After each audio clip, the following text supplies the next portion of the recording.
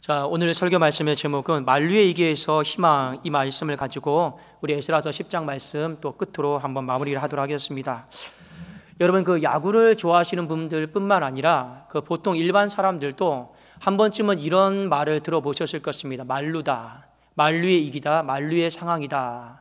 이것은 뭐냐면 이 공격하는 팀의 주자가 1루, 2루, 3루에 다 나가 있는 상태예요. 물론 그 팀들에게는 이 만류의 상황은 행복할 것입니다. 입장을 바꿔서 수비하는 쪽에서는 이것은 최악의 상황인 거예요. 위기인 것입니다. 그래서 이런 상황을 빗대어서 만류의 이기다, 만류의 상황이다.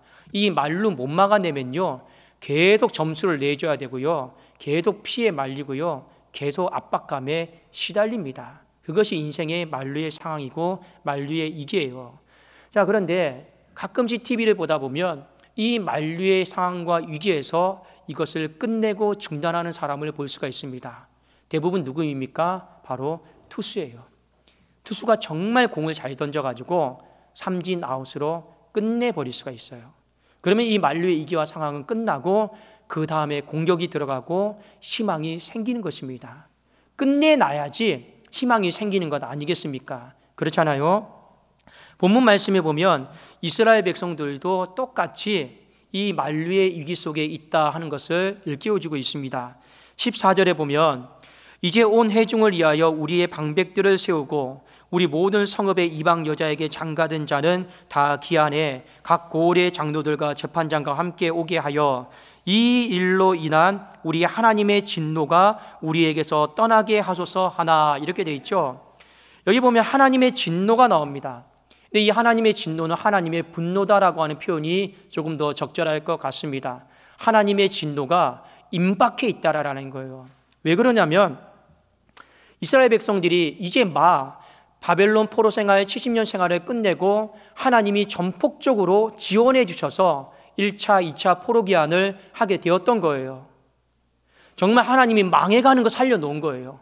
다 무너져가는 거 하나님이 잿더미에서 일으켜가지고 하나님 모든 것을 다 부담하시고 비용 대시고 해가지고 살려놓으신 거예요. 그런데 이스라엘 백성들이 배은망덕하게 나쁜 짓 하고 있고 해서는 안 될 짓을 하고 있단 말이에요. 이게 배은망덕이죠. 은혜를 저버리는 거죠. 그러니 이스라엘 백성들도 양심이 있는 사람은 이것이 얼마나 잘못된 일인가 알고 있는 것입니다. 알고 있어요. 그래도 이제 다시 우리 또 까딱 잘못하면 바벨론 포로 생활로 돌아가겠구나. 하나님의 임박한 진노가 지금 너무 두려운 거예요. 그래도 이 상황을 만류의 이기, 만류의 상황이다라고 해도 과언이 아닐 정도로 딱 그 상황 속에 이스라엘 백성들이 놓여 있습니다. 실제로 성경에 보면 하나님의 분노, 진노가 얼마나 무서우냐. 예레미야 25장 37절, 38절에 보면 하나님의 진노에 대해서 나옵니다. 평화로운 목장들이 여호와의 진노하시는 열기 앞에서 적막하게 되리라. 그가 젊은 사자같이 그 굴에서 나오셨으니 그 호통치시는 분의 분노와 그의 극렬한 진노로 말미암아 그들의 땅이 폐허가 되리라 하시니라. 이 평화로운 목장에, 평화로운 곳에 갑자기 죽음의 정적들이 덮여버리는 거예요. 이게 하나님의 분노입니다. 그리고 또 뭐가 됩니까? 땅이 잿더미가 되는 거예요. 땅이 폐허가 되는 것이 하나님의 분노 때문에 그렇습니다. 그러니 이 하나님의 임박한 진노 앞에서 만류위기 상황에서 이 에스라는 근심할 수밖에 없었어요. 죽는 건 시간 문제니까, 괴로운 건 시간 문제니까요. 그래서 6절에 보면 에스라가 심하게 근심하는 것을 보게 됩니다. 이에 에스라가 하나님의 성전 앞에서 일어나 엘리야십의 아들 요하난의 방으로 들어가니라. 그가 들어가서 사로잡혔던 자들의 죄를 근심하여 음식도 먹지 아니하며 물도 마시지 아니하더니. 사람이 인생을 살다가 잠깐 걱정하고 근심도 합니다. 여러분, 그 걱정, 근심 아무리 많다고 해도 음식도 안 잡수시고 물도 안 잡수시진 않잖아요. 걱정, 근심은 있어도 물은 마십니다. 걱정, 근심이 있어도 간식은 다 드시고요. 하루 세끼 밥은 다 챙겨 먹어요. 보통 사람들이요. 그런데 여기에 나와 있는 근심은 뭐냐? 우리가 보통 일반적으로 말하는 걱정, 근심이 아닙니다. 장례식장에서 죽은 사람을 보내면서 애도하고 아파하면서 내 속이 타들어가고 문드러지는 그런 여러분 근심이에요. 지금 에스라가 바로 그 근심에 놓여 있어요. 왜요? 이제 잠깐 조금 오면 하나님의 임박한 진노가 임하거든요. 지금 아무리 생각해도 이 상황은 만류의 이기요, 만류의 상황이기 때문에 그렇습니다. 자, 그런데 이 만류의 이기, 만류의 상황을 끊어내야 돼요. 끝내야 돼요. 정말 이런 상황 속에도 희망이 있을까? 이런 상황에도 소망이 있을까? 답이 있을까? 우리는 이 부분에 대해서 상당히 많은 궁금증이 있습니다. 그런데 오늘 말씀해 보면 이런 만류의 이기와 상황에도 희망이 있다, 소망이 있다, 답이 있다라고 하는 걸 가르쳐주고 있어요. 자, 우리 한번 에스라서 10장 2절 말씀 한번 읽어봅시다. 이 말씀이 오늘 굉장히 중요한 말씀입니다. 2절 같이 한번 읽겠습니다. 시작. 엘람 자손 중 여히엘의 아들 스가냐가 에스라에게 이르되 우리가 우리 하나님께 범죄하여 이 땅 이방 여자를 맞이하여 아내로 삼았으나 이스라엘에게 아직도 소망이 있다, 이렇게 이야기하고 있죠. 우리가 하나님 앞에 죄를 지었고 사실이고 하나님의 임박한 진노 앞에 있지만, 만류의 이기와 상황 속에 있지만, 그래도 아직도 여전히 우리에게는 희망이 있다, 소망이 있다. 이 희망과 소망은 뭐냐? 이 하나님의 임박한 진노를 삼진아웃시킬 수 있는 소망, 희망이 있다. 이 부분에 대해서 이야기를 하고 있습니다. 그 희망이 무엇이냐? 바로 회개하는 거예요. 그 회개가 하나님의 임박한 진노를 이 삼진아웃시킬 수 있는 소망이요, 희망임을 우리에게 가르쳐주고 있습니다. 조금 더 구체적으로 말씀드리면 한 공동체 안에 회개하는 사람들이 많아지는 게 더 큰 희망을 빨리 보는 거예요. 여러분, 인생을 살다가 질이 중요하냐, 양이 중요하냐, 사람들이 의논을 합니다. 갑론을박을 벌입니다. 당연히 질이 중요하죠. 그러나 여러분, 양도 절대로 무시하지를 마십시오. 왜 제가 이런 말씀을 드리느냐? 어떤 사람은 이렇게 또 얘기해요. 기도의 시간, 기도의 양이 뭐 중요하냐? 우리가 하나님 앞에 진실하게 기도하는 게 더 중요하지 않냐? 이 양에 대해서 폄하하는 사람도 있습니다. 절대로 여러분 그렇지 않아요. 양이다라고 하는 것도 무시할 수가 없어요. 왜냐? 이 에스라가 하나님 앞에 지금 회개합니다. 회개하면 분명히 말씀대로 만류의 이기와 상황은 끝날 거예요. 그러나 빨리 끝나지는 않아요. 이 만류의 이기와 상황에 주는 어마어마한 압박감과 이 스트레스를 다 받고 끝날 거예요. 그러면 다 끝났을 때는 이미 문드러질 대로 문드러지고 피폐해질 대로 피폐해질 거예요. 그런데 함께 회개하는 사람이 많아지면 만류의 이기 상황이 빨리 끝나는 거예요. 그런 측면에서 함께 회개하는 사람들이 그 양이 많아지는 건요, 우리의 인생 가운데 조금 더 중요한 희망이다라는 겁니다. 가정에 여러분 만류의 이기가 왔습니까? 교회에 만류의 이기가 왔습니까? 직장에 여러분 그 이기 상황이 있습니까? 회개하는 사람들을 더 모으세요. 더 많이 모여서 우리가 하나님께 회개하면 빨리 이 상황이 끝나게 될 줄로 믿습니다. 성경이 우리에게 주는 답이기 때문에 그렇습니다. 그래서 에스라서 10장 1절에 에스라가 하나님의 성전 앞에서 엎드려 울며 기도하여 죄를 자복할 때 맨 처음에 혼자 기도했어요. 그런데 그 소리를 듣고 많은 백성이 크게 통곡하며 이스라엘 중에서 백성의 남녀와 어린아이의 큰 무리가 그 앞에 함께 모였다라는 거예요. 이것이 희망이고 소망입니다. 그래서 에스라가 서기관의 권위를 가지고 사람들을 다 모읍니다. 회개하는 사람들이 더 많아지도록 내가 해야겠다. 왜요? 그게 희망이니까요. 그래서 이 서기관의 권위를 가지고 사람들을 한 날에 다 모이게 합니다. 그 날짜가 9월 20날이었습니다. 우리나라 달력으로 하면 12월 중순 정도가 되는 것이죠. 그런데 그날 사람들이 많이 모였고 비도 억수처럼 많이 내렸습니다. 오늘 10장에 보면 그 상황에 대해서 이야기를 하고 있습니다. 에스라가 모여서 이런 말을 합니다. 11절에 이제 너희 조상들이 하나님 앞에서 죄를 자복하고 그의 뜻대로 행하여 그 지방 사람들과 이방 여인을 끊어버리라 하니, 여기에 보면 회개를 어떻게 해야 되는가에 대해서 언급을 하고 있어요. 여러분, 기도한다라고 하는 건 하나님과 대화하는 거잖아요. 근데 성경을 읽다가 보면 기도를 하나님과 대화하는 것, 이거 한 가지로 설명을 할 수가 없어요. 교리적으로 기도는 딱 뭐다 할 수가 없습니다. 마치 이런 거죠. 자녀가 부모님에 향해서 당신의 부모님이 나에게 무엇을 해주었습니까? 그러면 그것을 어떻게 우리가 다 일일이 다 말할 수 있을까요? 생각해 보면 부모님이 나에게 이것도 해주셨고 저것도 해주셨고 내가 이때는 이것도 해주셨고 이때는 저것도 해주시고 또 앞으로 살아가면 또 이것도 해주실 것이고 우리는 다 그걸 설명할 수가 없어요. 솔직히요. 기도한다라는 것도 마찬가지입니다. 기도는 딱 뭐다라고 말할 수가 없어요. 그 성경의 본문과 문맥 속에서 아, 기도는 이렇게 했구나, 또 이렇게 했구나, 우리가 하나씩 알아가면서 이 상황이 내 상황과 비슷하면 나는 또 이렇게 기도해야겠구나, 우리는 이렇게 나가는 거예요. 회개하는 것도 마찬가지입니다. 우리가 일반적으로 생각하는 회개는 무엇입니까? 그냥 잘못했으니 용서해달라고, 내 죄를 고백하니 용서해달라고, 그게 우리가 생각하는 회개기도 아니겠습니까? 그런데 오늘 이 만류의 얘기에서, 이 만류의 상황 속에서 이스라엘 백성들은 비슷한 것 같지만 조금 다르게 회개하면서 이 죄를 끝냈어요. 이 만류의 상황을 끝냈다라는 거예요. 한번 여러분들이 오늘 말씀을 들으면서 나도 한번 저렇게 하나님 앞에 회개해 봐야겠다, 나는 저렇게 회개하고 있을까, 한번 이 부분을 말씀을 통해서 우리가 한번 살펴보기를 원합니다. 11절에 가장 첫 번째 뭐냐면 하나님 앞에서 죄를 자복하라라는 거예요. 자, 죄를 자복하는 거, 우리의 죄를 자백하는 거 다 토해내는 거죠. 자, 그런데 이 단어가 히브리 단어로 타누토다라고 하는 단어입니다.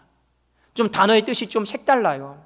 이 타누토다라고 하는 단어는 뭐냐면 하나님께 감사합니다, 하나님을 찬양합니다예요. 그러면 여러분 생각해 보십시오. 죄를 지었는데 하나님 감사합니다, 하나님 찬송합니다, 뭔가 안 맞잖아요. 지금 자복하라고 했는데 죄를 지었는데 타누토다라고 하는 이 말이 맞지가 않아요. 죄 지은 사람이 뭘 감사하고 죄 지은 사람이 무엇을 찬송하고 노래합니까? 여기에는 뜻이 있어요. 원래는 이 단어는 하나님 앞에 찬송할 때 드렸던 단어입니다. 예를 들어서 이스라엘 백성들이 하나님의 성품이 있지 않습니까? 하나님은 사랑이시잖아요. 또 하나님의 성품은 무엇입니까? 하나님은 공의로우신 분이에요. 그래서 이스라엘 백성들이 평온할 때 하나님을 딱 생각하니까 참 우리 하나님은 사랑이셔, 하나님을 감사하고 찬송합니다. 또 하나님의 성품에 대해서 우리 하나님은 참 공의로우신 분이셔. 그 하나님의 공의가 뭡니까? 죄를 넘기지 아니하시고, 죄를 반드시 책망하시고, 죄를 반드시 갚으시고, 죄를 다스리시고, 그 공의로우신 하나님을 그 가난한 자든 부한 자든 상관없이 공평하게 처리하시는 하나님, 이걸 생각하니까 이스라엘 백성들이 하나님 앞에 감사가 됐어요. 하나님을 찬송했습니다. 하나님은 공의로우신 분입니다. 부한 자나 가난한 자나 아이나 어른이나 차별하지 않고 하나님은 그대로 다스리는 분입니다, 죄에 대해서. 그런데 이제는 그 죄를 지은 당사자가 내가 돼버렸어. 내가 당사자가예요. 그러니까 이제 하나님 앞에 어떻게 해야 됩니까? 타누토다, 감사 찬송하면서 이제는 그 죄값을 내가 받아야 되는 거예요. 나랑 상관없을 때는 하나님은 사랑이십니다, 공의로우신 분입니다, 쉬웠죠. 근데 막상 내가 그 당사자가 되다 보니 이제는 그 공의 앞에서 내가 죄값을 받아야 되는 거예요. 그러니까 이 죄를 자복하다라고 하는 건 뭐냐? 하나님, 제가 죄를 지었습니다. 공의로우신 하나님, 내 죄를 심판하시고 내 죄를 다스려 주시옵소서. 그게 하나님 앞에 자복하는 건데, 조금 더 쉽게 말씀드리면 우리가 보통 회개할 때 이렇게 하죠. 하나님 잘못했습니다. 그 다음에 뭐라고 그래요? 하나님 잘못했습니다. 그 다음에 뭐라고 그래요? 용서해 주세요. 그런데 이 타누토다는 뭐냐? 하나님 잘못했습니다, 죽여주세요. 하나님 잘못했습니다, 죽여주세요. 우리 옛날에 사극에 보면 왕 앞에서 똑같이 죄를 짓는데 한 사람은 전하 잘못했습니다, 한 번만 살려주십시오. 근데 어떤 한 충성스러운 신하는요, 전하 잘못했습니다, 죽여주시옵소서. 죽여주시옵소서. 그게 바로 타누토다입니다. 이건 뭐냐? 100번 1000번을 양보해서 생각해봐도 내 죄는 죽을 죄라라는 거예요. 내 죄는 너무 심각하다라는 겁니다. 100번 1000번을 생각해봐도. 그러니 이 자복하고는 잘못했으니 용서해 주십시오가 아니라 잘못했으니 죽여주시옵소서. 그만큼 죄를 심각하게 생각하고 여긴다라는 거죠. 우리가 인생을 살아가면서 한 가지 좀 잠깐 습관적으로 잘못 행동하는 것이 있어요. 죄를 심각하게 생각하지 않아요. 대수롭지 않게 생각하고 가볍게 생각하는 사람들이 굉장히 많이 있습니다. 그리고 머리가 조금 좋은 사람들은 말을 얼마나 잘하는지, 잘잘못을 따질 때 어떻게 해서든지 말을 잘해서 내 죄를 조금이라도 경감시켜 보려고, 내 책임에도 조금만 벗어나려고요, 누군가에게 떠넘기는 사람들 굉장히 많이 있습니다. 여러분, 성경에 보시면 하나님이 아담과 하와에게 선과 악을 알게 하는 이 지식의 나무를 누가 먹었느냐 아담에게 물었어요. 하나님이 몰라서 물어본 게 아니에요. 하나님 다 보고 계셨어요. 근데 아담이 뭐라고 말합니까? 하나님이 내게 주셔서 함께한 그 여자 때문에 내가 먹게 되었습니다. 이렇게 대답을 해요. 하나님 몰라서 물은 거 아니잖아요. 이게 아담의 말은 그거예요. 내가 언제 외롭다고 했습니까? 내가 언제 쓸쓸하다고 했습니까? 괜히 내가 잠자고 있는데 하나님이 나 보시면서 사람이 독초하는 것이 좋지 못해서 홀로 있는 것 같아서 눈 떠봤더니 화 생긴 거 아닙니까? 지금 하나님한테 그 말하고 있는 거예요. 내가 언제 달라고 했습니까? 그러면서 하나님이 내게 주셔서 함께한 그 여자가 나한테 이렇게 먹으라고 해서 먹었는데, 결론은 뭡니까? 하와에게 죄를 점가한 것도 아니고 결론적으로 하나님 앞에 하나님 때문에 먹은 건데, 인생이 그래요. 어떻게든지 죄를 경감시키려고, 혼나지 않으려고 몸부림치는 것이 인생입니다. 그때 하나님 죽을 죄를 지었습니다. 죽여주십시오 하시면요, 예수님의 십자가까지 올 일도 없어요. 근데 우리의 인생이 그냥 본질적으로 그래요. 죄를 대수롭지 않게 생각해. 죄를 너무 가볍게 생각하는 것이 우리 본질 안에, 나쁜 습성 안에 너무나도 많이 있다라는 거예요. 그래서 여러분, 우리는 죄를 지으면 무조건 용서해달라고 그래요. 이 죄가 심각한 죄인지 아닌지는 한 번도 조금만 더 깊게 생각해 보지 않아요. 이 죄 때문에 하나님의 마음이 얼마나 아팠는지 많은 생각하지 않고 어떻게든지 이 형벌에도 진노만 안 받으려고 몸부림치는 것이 우리의 인생이다라는 거예요. 자복이다라고 하는 건 뭡니까? 이 만류의 이기와 만류의 상황 속에서는요, 죽을 죄를 졌습니다. 죽여주십시오. 하나님은 이 죄의 심각성에 대해서 깨닫기를 원하고 있습니다. 실제로 오늘날 많은 사람들이 심각성을 잘 몰라요. 우리 뉴스도 다 보셨겠지만 이 시대가 위기의식이 없어요. 그냥 아무 일도 일어나지 않겠지, 그냥 이렇게 해도 그냥 넘어가겠지. 그러다가 회사가 하루아침에 도산되고 부도의 위기에 처하고, 그러다가 어느 순간에 가정이, 화평이 다 깨지고, 그러다가 어느 날 나라가 다시 IMF를 맞고. 이 왜 그렇습니까? 분명히 경고는 다 있었는데 위기의식이 없어요. 다른 말로 말하면 심각성이 없어요. 그것이 계속해서 반복되고 누적되면서 만류까지 온 것입니다. 그러므로 여러분, 우리 믿음의 신자들에게서도 가장 중요한 거, 죄에 대해서 위기의식을 갖고 심각성을 가지세요. 하나님 앞에서요. 그것이 이 만류의 위기 상황 속에서 이 끝낼 수 있는 가장 첫 번째 방법입니다. 자, 두 번째, 말씀에 보면 뭐라 나와 있냐면 그의 뜻대로 행하라. 자, 그의 뜻대로 행하라고 하는 것은 하나님을 기쁘시게 하는 거예요. 우리가 하나님을 기쁘시게 할 수 있는 것은 딱 한 가지밖에 없습니다. 무엇인지 아십니까? 하나님의 말씀을 순종하는 거예요. 그러니까 하나님 말씀 잘 듣는 거예요. 여러분, 이것만큼 하나님을 기쁘시게 하는 게 없어요. 부모와 자녀 간의 관계에서 보십시오. 자녀가 부모 말을 잘 듣는 것처럼 행복한 부모가 어디 있겠습니까? 그냥 부모가 하자는 대로 말만 잘 들으면 그게 제일 기뻐요. 용돈 안 줘도 돼요. 뭐 명절 때 따로 안 챙겨줘도 돼요. 말 잘 들으면요. 부부관계도 여러분, 좀 죄송스럽지만 서로가 말 잘 들으면요, 그것만큼 행복한 부부가 없습니다. 아무리 힘들고 어려워도 여보 이것 좀 도와줘. 힘들고 어려워도 이것 좀 도와줘. 힘들고 어려운데 잘 따라주려고 그래요. 말을 잘 들어주려고 그래요. 그러면 그 가정은 행복한 거예요. 하나님과 우리와의 관계도 마찬가지입니다. 우리가 무슨 재간으로 하나님을 기쁘시게 할 수 있겠습니까? 그저 말씀 자체인 이 하나님의 말씀을 잘 따라 들으려고, 잘 순종하려고 하는 것이 하나님의 기쁨이 되는 거예요. 오늘 상황 속에서 하나님의 기쁨이 되는 말씀은 뭐냐? 이방 여인들을 다 끊어버리는 거예요. 이방 백성들을 다 끊어버리는 거예요. 이 부분에 대해서 에스라가 이야기를 하는데 백성들이 이런 이야기를 합니다. 10장 13절에 그러나 백성이 많고 또 큰 비가 내리는 때니 능히 밖에 서지 못할 것이요 우리가 이 일로 크게 범죄하였은즉 하루 이틀에 할 일이 아니오니 죄의 심각성을 딱 깨달으니까 그 다음에 뭐 하는 겁니까? 그 다음에 뭐예요? 이제 죄를 떠날 준비를 하는 거예요. 기억하십시오. 하나님을 기쁘시게 하려면 죄를 떠날 준비를 하시고 나서 하나님을 기쁘시게 할 수 있는 거예요. 순종은 죄를 떠나지 않는 상태에서 순종이 되지 않습니다. 그건 신용만 하는 거예요. 하다가 재미도 없어요. 순종이 기쁘고 재미있으려면 어떻게 해야 됩니까? 죄를 떠나야 해요. 죄를 떠날 준비를 해야 돼요. 하나님, 제가 죄를 떠날 테니 떠날 시간을 좀 하나님 주십시오. 그럼 하나님이 안 주시겠습니까? 주시지 않아요. 여러분, 다시 결별하는 문제예요. 하루 이틀에 걸린 문제가 아니죠. 그런데 죄에 대한 심각성을 깨닫고 결별할 좀 시간을 좀 주십시오. 에스라가 허락을 합니다. 하나님이 허락을 하시는 거죠.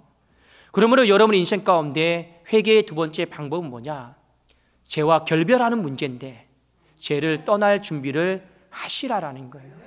계속 거기서 눌러앉을 생각하지 말고 계속 거기서 머무를 생각하지 말고 떠날 준비를 여러분 마음속에 확실하게 하시라라는 거예요. 괜히 엉뚱한 것 여러분 떠날 생각하지 마시고 정작 본질적인 거 떠나야 되는 것은 죄를 떠나야 되는 거예요. 그 준비를 마음의 준비를 하시라라는 거예요. 마지막 세 번째가 특히 중요합니다. 11절 하반절에 보면 그 지방 사람들과 이방 여인을 끊어버리라고 했어요. 끊어버리는데 자, 이 끊어버리는 것을 히브리 단어로 뭐라고 그랬냐면 쫓아내는 거예요. 나가라라는 거예요.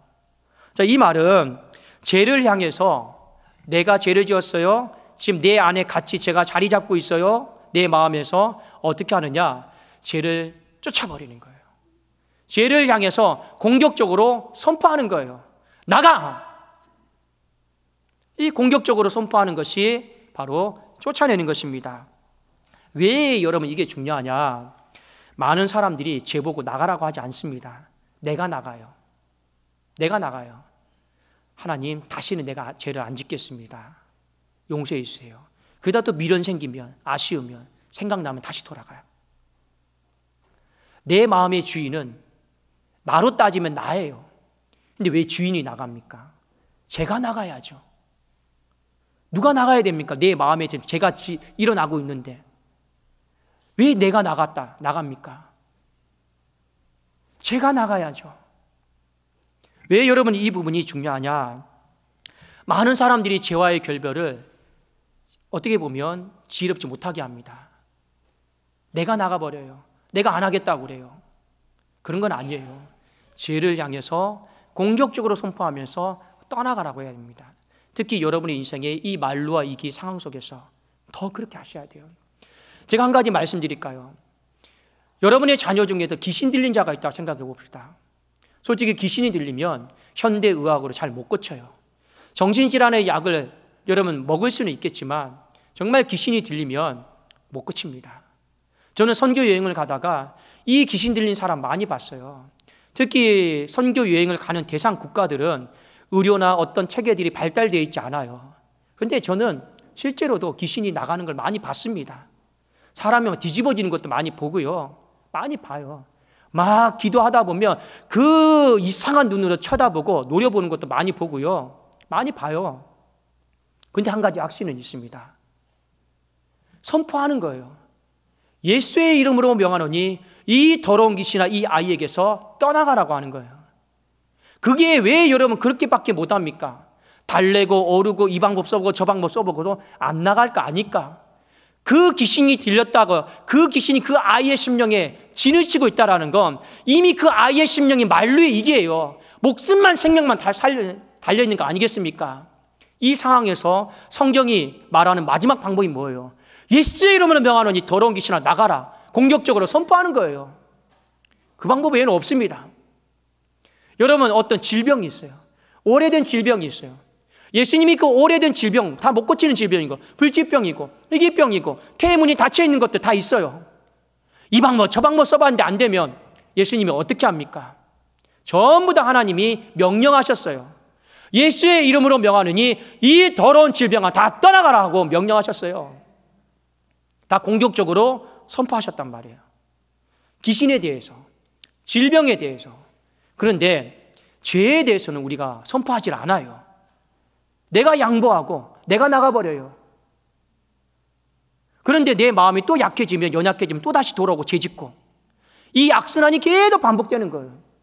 왜? 만류의 위기와 상황 속에서 귀신에 대해서는 공격적으로 선포하고, 만류의 위기의 상황 속에서 이 육체의 끊임없는, 마음의 끊임없는 질병에 대해서는 공격적으로 선포하지만, 죄에 대해서는 그 어떤 누구도 공격적으로 선포하면서 쫓아내는 사람들이 없더라라는 거예요.